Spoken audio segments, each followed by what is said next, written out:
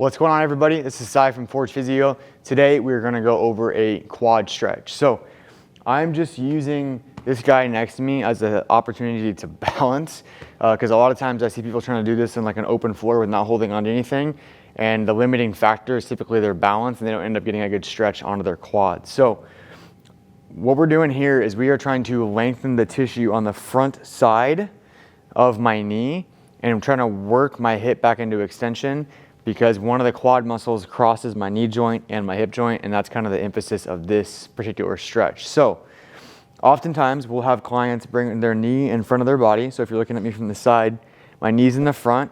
I'm gonna come up, and I'm gonna grab my ankle from this position, and then I'm going to come through and get into that stretch position. A lot of times people will real awkwardly try to throw their leg up, or maybe they can't reach their foot in this position. So coming into like a hip flex position, bringing that ankle, holding, and then pulling through.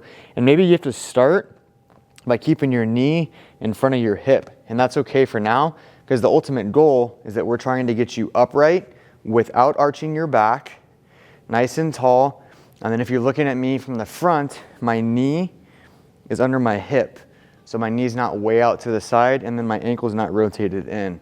So the gold standard here is just going to be nice and tall, knee in line with my hip, and then I'm squeezing my left glute, so I'm not overarching my low back, and that's going to put more of a stretch into this left quad muscle. Now, once I get that down, I can get a little bit more creative with my positioning. So if I can keep tension in my hip, I can pull my foot to the outside of my body, and that's going to create an internal rotation stretch in the knee. In layman's terms, what happens is it just rotates my knee a little bit differently, and it will create a little bit of a different stretching sensation, which will allow you to get into more and more knee bend or knee flexion. So start with the basics, unless we tell you otherwise, which is going to be keeping your knee, your ankle, your hip all in a straight line. Most people are going to benefit by coming to this top position, grabbing the ankle and not the foot, pulling through. Remember, it's okay if you have to start with your knee out in front of your hip, but what we're trying to do is we're trying to get my knee, hip, shoulder in line without having my knee drift out to the side. And then the other little trick that we can do is pull that ankle out away from my body while keeping everything tensioned to create a little bit of rotation into my knee to give it a little bit more of a stretch.